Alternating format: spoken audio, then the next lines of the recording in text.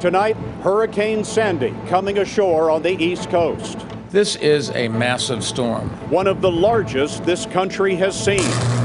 Thousands head to shelters, others ignore warnings to get out. They are now in harm's way. Trains stop, flights are grounded, and America's largest city closes down as the hurricane closes in. We'll have the latest forecast and correspondence up and down the coast. This is the CBS Evening News with Scott Pelley reporting tonight from Allenhurst, New Jersey. And this is a special expanded edition. Good evening. Sandy is coming ashore. The hurricane is hitting the mid-Atlantic states as a Category 1 hurricane with winds of 75 miles an hour gusting up to 90. But the biggest story is probably not the wind, but the water. The hurricane is pushing a massive amount of water ahead of it, all up and down the mid-Atlantic coast. From edge to edge, tropical force winds extend for 1,000 miles. An estimated 54 million Americans are in the path of the hurricane. The governors of 10 states, from North Carolina to Maine, have declared states of emergency. The biggest concern is the storm's surge along the shoreline. It could push waters as high as 11 feet in New York Harbor and from 3 to 6 feet elsewhere. No, ma'am, you have to go home. It's a state of emergency. Close to 1 million people who live along the shore are under evacuation orders. Streets in many low-lying areas are already flooded. Hundreds of thousands of homes and businesses from the Carolinas to Maine have lost power. More than 13,000 flights have been canceled. The federal government was closed today. So were the casinos in Atlantic City and just about everything in New York City. Subways, the stock market, even the Statue of Liberty, which, by the way, is built to withstand winds as high as 130 miles an hour. Off Cape Hatteras, North Carolina, the Coast Guard rescued 14 crew members from the replica tall ship HMS Bounty. The ship was built for the 1962 movie Mutiny on the Bounty. It sank in the hurricane. 2 crew members are still missing. We have a team of CBS News correspondents all up and down the coast, but first, let's go to our hurricane consultant, David Bernard. David, what's the latest? Good evening, Scott. The hurricane is crossing the Jersey shoreline tonight as a Category 1 storm with 90-mile-per-hour winds. All of the rain, though, is on the western side of the hurricane, and that is pushed well inland. It is dry on the eastern side, so the story on the west side of the storm is all about the heavy rain. When we look at the east side of the storm, though, that's where the stronger winds are going to come in. So far, we've had a wind gust in New York City to 66, Ocean City, Maryland, 56, and 59 is one of the highest ones observed in and around Atlantic City. But behind that comes enormous waves. There's where the hurricane is. We have 45-foot-plus waves well off of Long Island. All of this energy, all of these strong waves are being propelled toward Long Island and also the Jersey Shore. So the bottom line is we have a lot more hurricane to go, even though it's just now crossing the shore. David, what are you expecting of the storm surge? Well, the storm surge is going to be a real critical part of this storm. It's probably the most dangerous aspect of it. It seems like the most intense and dangerous areas are going to be the entire Jersey shoreline and also the Long Island Sound. That's where we could see the most devastating surges. But even areas beyond that, up to Massachusetts and south through the Carolinas and also parts of Virginia are going to see at least some surge from Sandy. And what do you think that folks west of here can expect of this storm as the next few days transpire? Well, when we look at the map, I think the big problem when we go into the inland areas are going to be floods. That's already occurring, river flooding, flash flooding, and then in the mountains of the Appalachians, particularly West Virginia, parts of western North Carolina, and western portions of Virginia State, we could be talking about blizzard conditions and snowfall totals of over 2 feet in some places. David, thanks very much. Allenhurst, New Jersey is just south of the New York City area, but the eye of Sandy appears to be crossing very near Atlantic City, a little bit further down the coast from here. Jeff Glor is covering for us there. Scott, we've been watching as this system came ashore very quickly here. The first hurricane making landfall in New Jersey in more than 100 years. As Sandy surge arrived with the morning's high tide, 80 sections of the city's famed boardwalk were swept away. Water poured into streets. Officials estimate 85% of this resort city is flooded. The 12 casinos had been ordered closed, and officials had issued an evacuation order for more than 30,000 residents. But not everyone left. By this afternoon, police tried to help stranded families. How many people you got? Including Robert Stevens, his wife, and 3 kids. Now look at the little guy in our truck. Police put them in SUVs and dropped them at a nearby shelter. It wasn't worth it staying. I would advise to get out. If you can get out, get out. You got out. Oh, yeah. Family safe. Yes. Police told us some people do remain trapped, perhaps as many as 400. And as Hurricane Sandy continued to lash ashore, New Jersey Governor Chris Christie tonight lashed out at Atlantic City's mayor. All I know is I did read him say that he didn't want his people leaving the city, that they would shelter in the city, despite the fact that the governor ordered the evacuation of his city and the closing of the casinos. Scott, that rescue you saw may have been the last for now. As of 4 o'clock this afternoon, emergency responders were told to stop that work and secure themselves.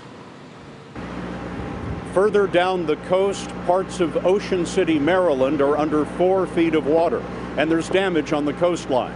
Chip Reed is there. There's good reason that the low-lying neighborhoods of Ocean City, Maryland are under a mandatory evacuation order. Ferocious winds are whipping across flooded streets. Homes near the bay are taking a relentless beating, and on the ocean side, the surf is explosive. This was the Ocean City fishing pier yesterday. This is the pier today. Almost half of it is gone. Most have obeyed the evacuation order. The boardwalk is all but empty. But Diane Brott and Bill Seidel refused to leave, despite the danger. It's the most flooding I've seen in all the years I've lived here. Now, was it difficult last night getting through this? No, we not slept really. and ate and watched fine. the World Series. And I think the worst is yet to come from what they're saying on the news. And are you going to ride that out too tonight? We're here. oh yes, we're here for the duration. Before the storm, Cara DeVoe and her 2 sons were in a homeless shelter. Now, for safety reasons, they've been moved to an evacuation shelter. Are you okay being here? Mm-hmm. You are. But are you worried? Are you scared about this hurricane? Kinda. DeVoe says she too was kinda scared of Hurricane Sandy, but not anymore. We're a strong family and we'll weather right through it. So, Somehow or other. yeah. So everything's gonna work out, right guys? City officials say the good news here is that no one was killed in this storm and no one was seriously injured. And Scott, they attribute that fact to the fact that people have heeded their warnings to get out of town. Already more than 250,000 homes and businesses in the New York City area are without power. But the real concern tonight is flooding. Jim Axelrod is in Manhattan. Well, Scott, New York City won't feel the full force of Hurricane Sandy until later tonight. Preparations are complete, but as one city official told me, quote, "We can only do so much." Everywhere you look tonight, you see sandbags in Manhattan. There are sandbags in front of closed-up subway station entrances, sandbags at Ground Zero, sandbags in front of the New York Stock Exchange. As Hurricane Sandy bears down on New York City, Saks Fifth Avenue is boarded up against fierce winds, strong enough winds to topple a crane on the 75th floor of this luxury building. And every train and subway station is closed. It's going to be big. I mean, they just don't close mass transit for nothing. But here at the mouth of New York Harbor, Police Commissioner Ray Kelly's top fear is everyone else's as well. The flood is probably the biggest concern, the height of the water. Sandy is hitting New York City at high tide, which only makes matters worse. 375,000 people living in the lowest lying areas have already been evacuated in the face of predictions for a storm surge of 6 to 12 feet. If that happens, Sandy could send crippling blasts of salt water into underground power stations. The single biggest challenge to public safety in a situation like this is what? Blackouts, extended periods of time where we don't have power. And That's, of course, what everyone is concerned about. New York City's subway system could be damaged as well by a flood of corrosive seawater. With a daily ridership of 5.3 million people, a disrupted subway system could carry grave economic consequences. There are many forecasts calling for a storm surge of 11, even 12 feet. If that happens, it would set a new record. The old record, a hurricane in 1821. Scott? Elsewhere in New York City today, the financial markets were closed. They'll be closed again tomorrow. It is the first time in 27 years that the weather has shut down those financial markets. We asked Anthony Mason to tell us more about how Sandy will affect the economy.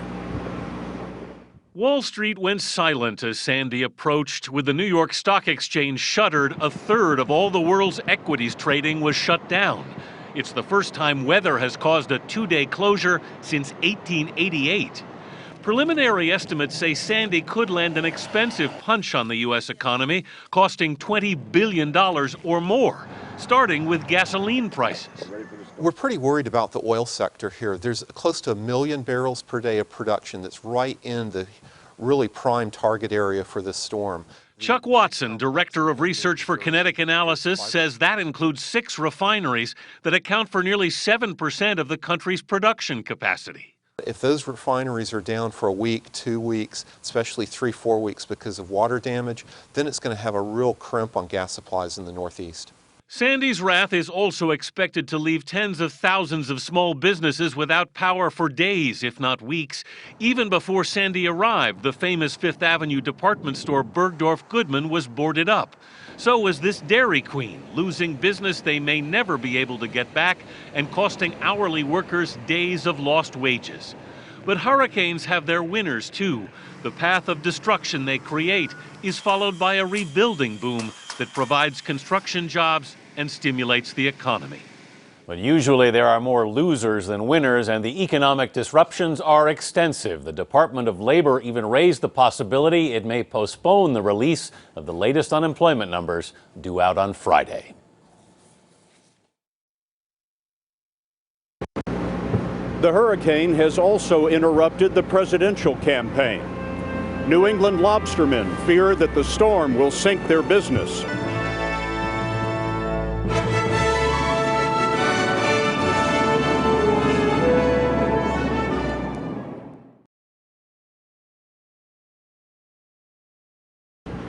Of course, there are only 8 days now until Election Day. The only thing that could stop the campaign was a hurricane.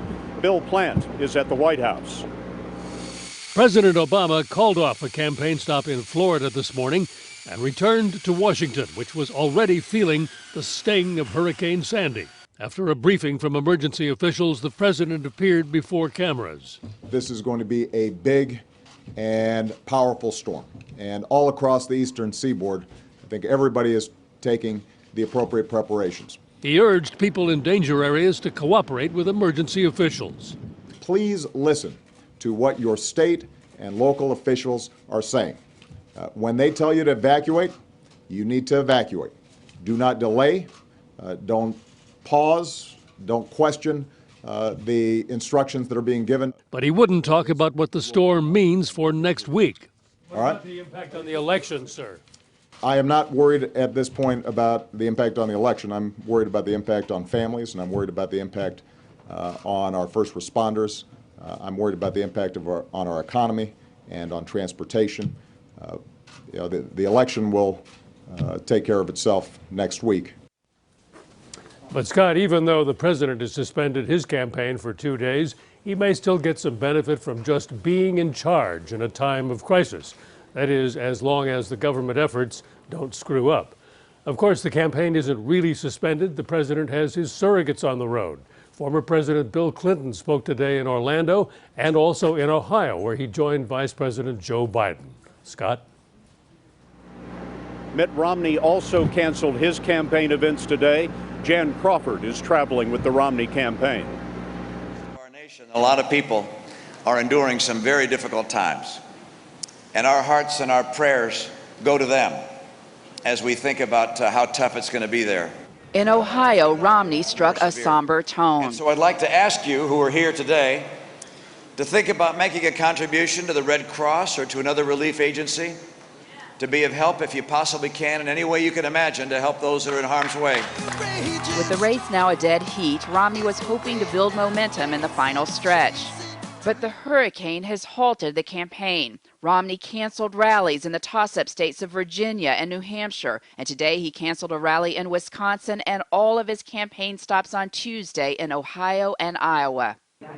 Romney's local campaign offices are now accepting contributions for victims, and he's made available campaign buses to distribute supplies. Now, Romney was in Iowa this afternoon, and he said that he was briefed by telephone with officials from FEMA, the Department of Homeland Security, and the National Weather Service about the storm and the response efforts. And as for this election, Scott, his campaign advisors tell me they are not worried about momentum, about those polls that now have it neck and neck. They say they think this storm will just freeze the race until the campaign continues. On this stormy day, there was a ray of sunshine on the economy. The Commerce Department reported today that consumer spending jumped 0.8% last month. That is a key indicator of the economy's pulse, and it's the biggest increase since February. Personal income was also up by 0.4%.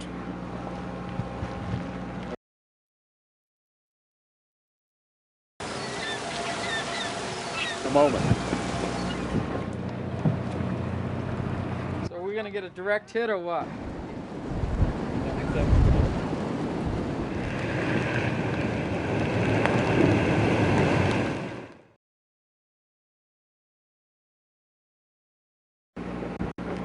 Of course, folks who have to make a living from the sea are very concerned about Sandy. Seth Doan is with some fishermen in Newport, Rhode Island tonight. We found lobsterman Jim Violet on his third trip today to the docks. Each time, he's added more lines to secure his boat. But I decided to go home, and I started having second thoughts. Decided to put a few extra ones on there just to be extra safe. He's fished these waters off Newport, Rhode Island for 30 years. You get used to storms, hurricanes like this? Well, everyone's a little bit different, so yeah, you're kind of used to storms, but hurricanes always scare you, so.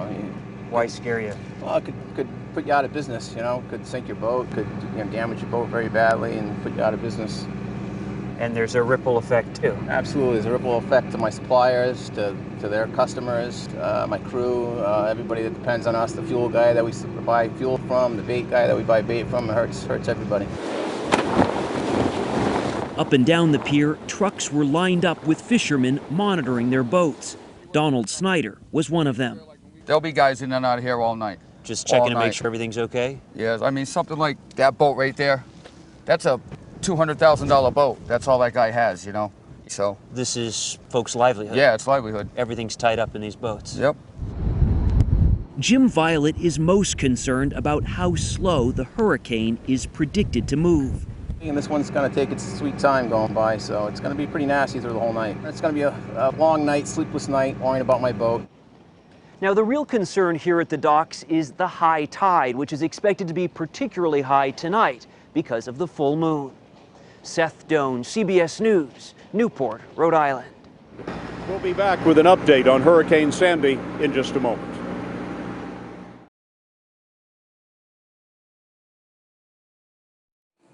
I'm Anthony Mason at CBS News headquarters in New York. The hurricane has knocked out our connection to Scott Pelley on the New Jersey shore. Sandy is making landfall tonight with winds up to 90 miles an hour. It has already knocked out power to nearly 1 million homes and businesses. Governors of 14 states have now declared a state of emergency. Jeff Clore is in Atlantic City with the latest. Jeff? Anthony, good evening. We appear to be in a bit of a lull actually right now, but we're still told 85% of this city is underwater. That began when some of the first swells at high tide swallowed up 80 sections of this city's famed boardwalk this morning. Police do tell us that some people remain trapped tonight. We were out on some of those rescue missions earlier. Those rescue missions were suspended as of 4 o'clock this afternoon because police were told and firefighters were told they needed to come inside because it simply became too dangerous. Anthony? Jeff Glore in Atlantic City. Thanks, Jeff.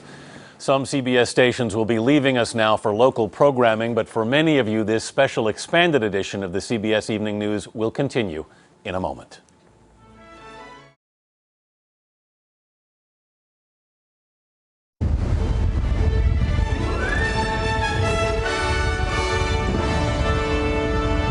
Good evening, and for those of you just joining us, this is a special expanded edition. I'm Anthony Mason. Scott Pelley had been reporting from the New Jersey shore, but the hurricane has knocked out our link to him. Hurricane Sandy is about to make landfall near Atlantic City, but the impact of this storm is being felt all along the East Coast. The governors of 14 states from North Carolina to Maine have declared states of emergency. Let's get the latest now from CBS News hurricane consultant David Bernard. David? Good evening, Anthony. And again, a lot of trouble up and down the East Coast tonight.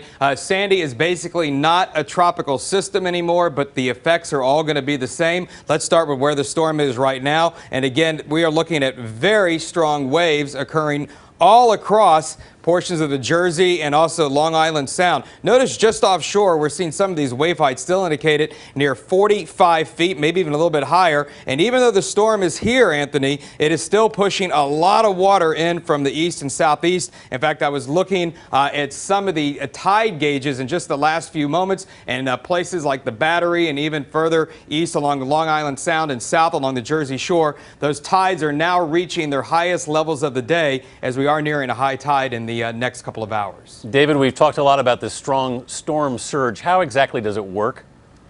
When we talk about storm surge, we're talking about a lot of components that go into it. I was just mentioning high tide. So on a normal day, you have your tide ranges. You have your low tides and you have your high tides. Now, when a storm is going on, we have to also factor in the surge. Now, the surge is not like a tsunami. It's a gradual buildup of water that comes along with the center of the storm and then pushes into the coastline. So we have the sea level, the tide, and the surge. And what happens is, if it comes in at high tide like tonight, you have to add the high tide to the amount of the surge, and when you do that, that equals the total storm tide. So when we talk about water levels in Long Island Sound and along the Jersey Shore, could be anywhere from 6 to as much as 12 feet. That's what we're talking about, the storm tide, and that's how much water potentially you could expect at ground level. So if you know you're at sea level, then obviously the storm tide would equal exactly what amount of water you could have in your house. And David, how long is the worst of this supposed to last?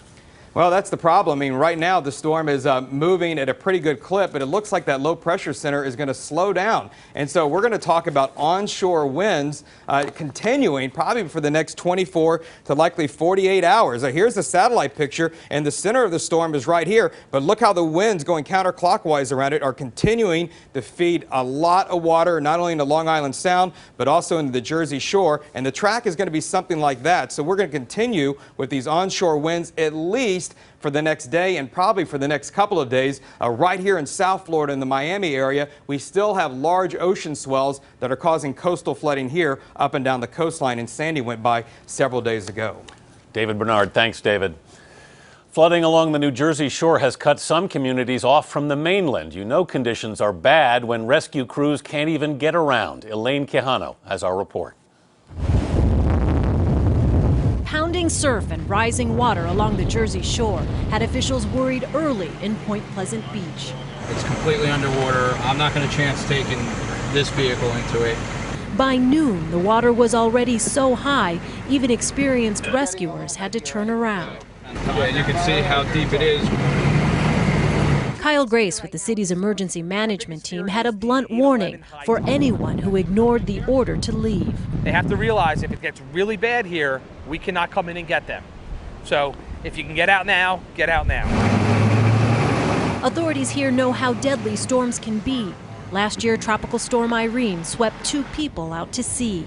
People need to learn from that and listen to us and get away from the ocean, get away from where the tidal flooding is going to happen. One person who was on the beach after the evacuation order was Mike Cohen. What are you doing here? I came over here to check one of the complexes that I manage. I'm actually setting my pumps up and I'm leaving right now. They are urging. You expect high winds, heavy rain, and flooding from a hurricane, but here's what makes Sandy so unusual. It's bringing snow to the Appalachians. Anna Werner is in Elkins, West Virginia. The National Weather Service issued blizzard warnings for more than 14 counties across the Appalachian Mountains as Hurricane Sandy hit a blanket of cold air.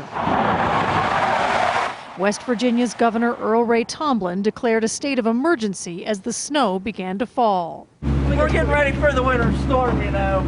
The Snowshoe Mountain Resort was one of the first to see the snow. 4 inches now could grow to a possible 2 feet by tomorrow. Some roads are treacherous already. Her friend's car doesn't have the greatest tires, and they've done spinning around on the road one time, so I decided just to come get them. You'll do better. Yeah. You got a 4-wheel drive. Yeah, I think so. I'll do better. Travis Ray is with the state's Department of Transportation.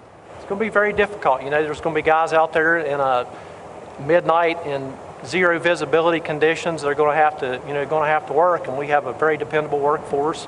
But they're not ideal conditions for people to be out in. But we're going to be out there to serve the public. The most critical problem here may be if the power goes out. Companies are already warning the outages could be widespread as trees buckle under the early snow and fall on power lines.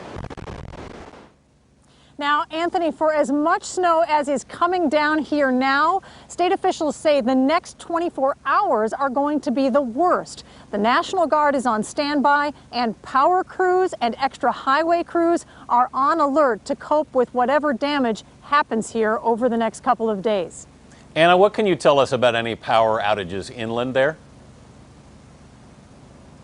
Well, we do know that a few thousand customers are without power in the region, but in fact, just 10 minutes ago in the town of Elkins right here behind me, the lights in the entire town flickered twice, then the whole town went dark. Some of them have come back on, but many of the businesses here appear to be without power as we speak. Anna Werner, thanks, Anna. As we mentioned, we lost our satellite connection to Scott Pelley, but we have him on the phone now from Allenhurst, New Jersey. Scott, you lost power where you are. What can you tell us about the conditions where you are now? Anthony, well, I tell you the truth, I'm watching a number of refrigerators floating by in the sea right now. It's a remarkable sight here in Allenhurst. The ocean is crashing over a seawall. I'm about 15 feet above the beach on the seawall, and the waves are crashing over the top of the seawall pretty routinely now. And there's quite a bit of debris in the water, and like I said, I just watched a couple of refrigerators float by. We're seeing a lot of wood, lumber in the water. Obviously, some structures have been destroyed by the waves, and we're seeing the debris going by right now. The winds at this moment are about 69 miles an hour, according to the Weather Service, gusting up a little bit higher than that. But mostly the story here, Anthony, as David Bernard was saying earlier, it's the water. We are looking at mountainous waves, impossible to judge how tall they are, but they are crashing onto the shore here and now vaulting over this 15-foot seawall, which has been here protecting Allenhurst for quite some time. The city itself, this city, is largely dry except for the rain. We're not seeing massive flooding here at all, but certainly the waves are threatening the lower-lying areas of New Jersey, all up and down the coast here. So a very significant storm, not a great deal of rain, winds about 69 to 75 miles an hour, which would make it a Category 1 hurricane, and the sea rising and rising as the storm comes on shore. Anthony? All right, Scott, and as we mentioned, one of the casualties of the hurricane was our live signal from Scott down there in Allenhurst, New Jersey. Today, Washington, D.C. could have been called Washington CD, as in closed down. Wyatt Andrews is there. Wyatt? Anthony, Washington, D.C. is 120 miles from the Atlantic coastline from where Scott is reporting, and yet hurricane-force winds are still expected here. The threat of wind and flooding shut down most of the nation's capital today and will again tomorrow. Fear of Hurricane Sandy emptied the streets of Washington. More than 200,000 non-emergency federal workers were told to stay home. Schools were closed. The entire subway system was closed. The executive branch was mostly closed. Congress was already on recess. Only the Supreme Court was fully on the job, hearing 2 cases, one on wiretapping, the other on copyright limitations but the court and the rest of the government will be closed on Tuesday. The number one concern tonight is the danger from the wind. The Weather Service issued an unusual high wind warning for Washington and Baltimore and is forecasting hurricane-force gusts of 75 miles per hour tonight. Almost 6 million people live in the Washington region, and the threat of downed trees and lost electric power is extreme. Hundreds of utility repair trucks and crews from outside the area have been brought in and pre-positioned, but can only begin the repair work after the storm subsides. The power companies serving the Washington region say that 100,000 homes are already without power, and that's before these heavy hurricane-force winds begin slamming this region later tonight. Anthony? Hi, Wyatt, when does it look like the Capitol will be open for business again? Anthony, just before we came out here, the federal government announced that yet again, federal employees here, and there are 300,000 of them, roughly 100,000 are emergency workers, but they're all being asked to stay home again tomorrow, and so Wednesday at the earliest. Thanks, Wyatt. In New York City, a construction crane snapped today in the high winds and was left dangling 75 stories above the street. It's a precarious situation, and John Miller's been looking into it. John? Well, Anthony, I'm just back from the scene, and what you have there was hard to believe when you saw it. You have a crane that is at the top of a 90-story building that is in the process of being built.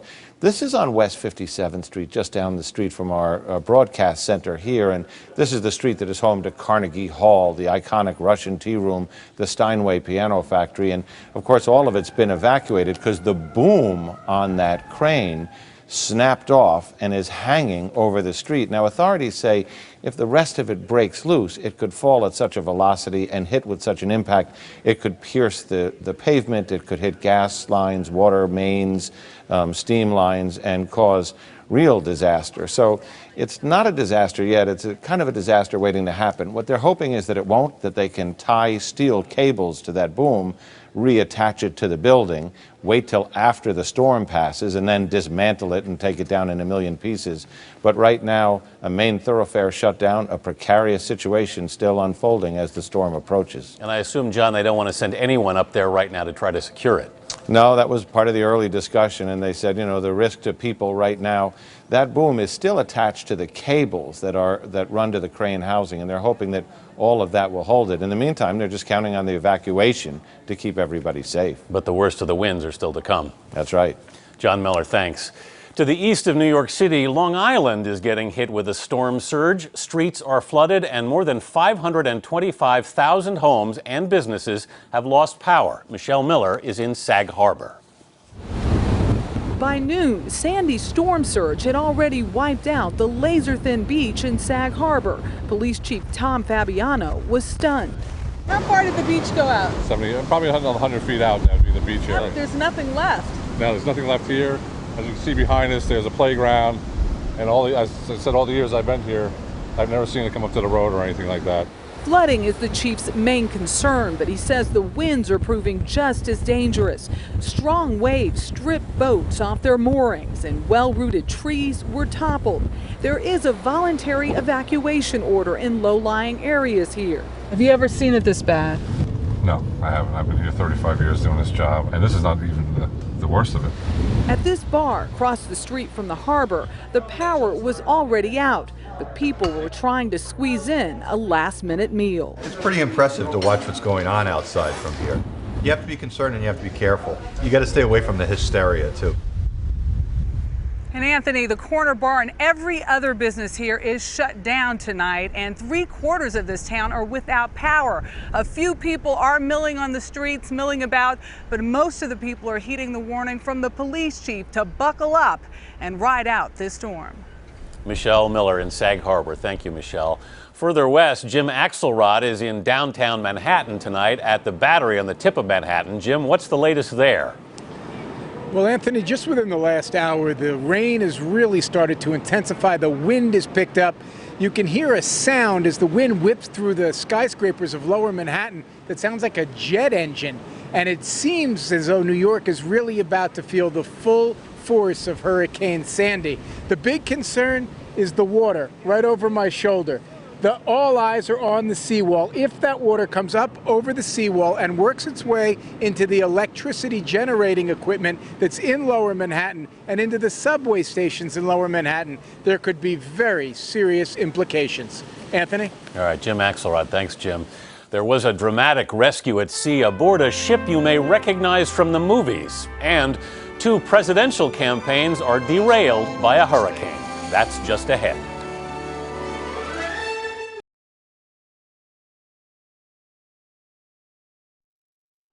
The hurricane forced the presidential candidates to suspend their campaigning for a couple of days. John Dickerson is our political director. John, with just a week till Election Day, how is this going to affect their campaigns? Well, no candidate wants to look like he's taking political advantage of this crisis. So with a week before the election, this should be a time of frantic political activity. But now the campaigns have to pare way back and calibrate every political move.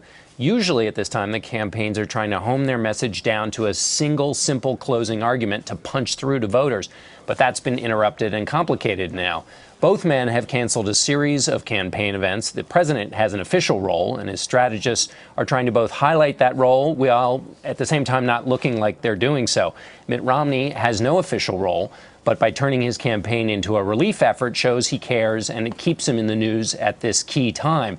Losing the candidate on the stump is a blow to both campaigns in the battleground states, where a candidate visit is an important part of the organization. It gets the candidate's message into local media where undecided voters can hear it, and candidate events lure voters who can then be taken after the rally to vote early or convinced to volunteer for the final get out the vote effort. But while the candidates have suspended their public events for a little bit, the race does still continue. Both campaigns were kicking each other under the table today in Ohio over the auto bailout, releasing competing television ads and accusations. So, John, how is this likely to affect the ground organization for both candidates in the key battleground states you were talking about? Well, they'll continue fighting it out on the ground while the candidates are not there. But there is this element of without the candidates coming to pay a visit, the campaigns have to rely on surrogates to come. And surrogates just don't turn out the crowds as much. In some states, the crucial battleground state of Virginia, and then also perhaps a little bit in North Carolina, the ground game kind of has to halt in terms of just the fact that the weather is too bad, and also because volunteers are busy cleaning up their basements and their front yards, and they're not able to get on the phone and call voters to try and convince them to vote for their candidate. All right, John Dickerson. Thanks, John. The deadly meningitis outbreak caused by tainted steroid injections has spread to 19 states. Rhode Island was added to the list today. The number of cases jumped to 347. 25 people have died. And another drug mixing company in Massachusetts called Infusion Resource was ordered to shut down after investigators made a surprise inspection. Lights, camera, Coast Guard. A ship straight out of Hollywood is sunk by the hurricane. Next.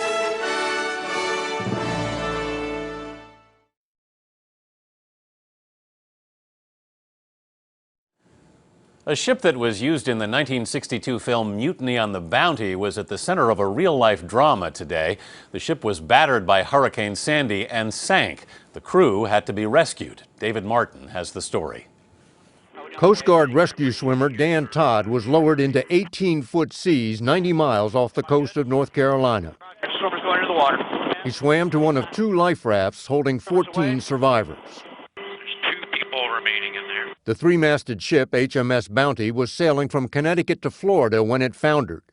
The Coast Guard located the life rafts by homing in on their emergency beacons. What followed was the rescue of 14 souls from vessels pitching so violently that at times they capsized. One after another, the crew members, wearing cold water survival suits and life jackets, were pulled aboard in the wildly swinging cage. This one's swinging really bad.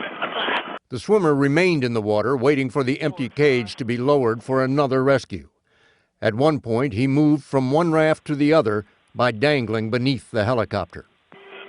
Stop at the wind. I'm not swinging Dan too much. No, I stopped him. I think I threw my shoulder at him. As the last survivor was hoisted aboard, the pilot was already making plans to refuel as soon as they landed, to head back out and search for 2 crew members still missing.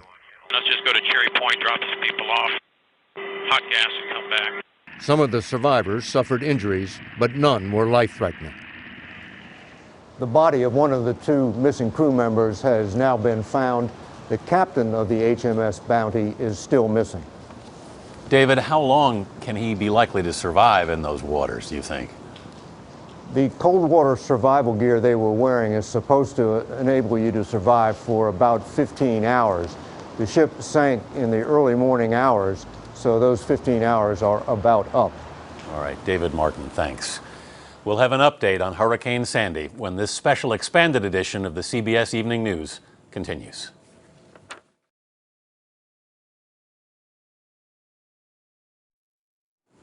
Updating our top story, Sandy is making landfall tonight on the New Jersey shore near Atlantic City. It is no longer a hurricane, but it is still a dangerous storm. 14 states have declared states of emergency. Power is out for more than 1 million homes and businesses. Flooding is a major concern. New York Harbor could see a storm surge of up to 11 feet, enough to flood lower Manhattan. Gale warnings are up along the Great Lakes as Sandy moves inland, and as much as 3 feet of snow is predicted for the mountains of West Virginia. Financial markets in New York will be closed again tomorrow, as will federal government offices in Washington. And airlines have canceled more than 13,000 flights through tomorrow. And that's our special expanded edition of the CBS Evening News. Stay with this CBS station and CBSNews.com for the latest on the storm. For Scott Pelley, I'm Anthony Mason. Thanks for watching. Good night.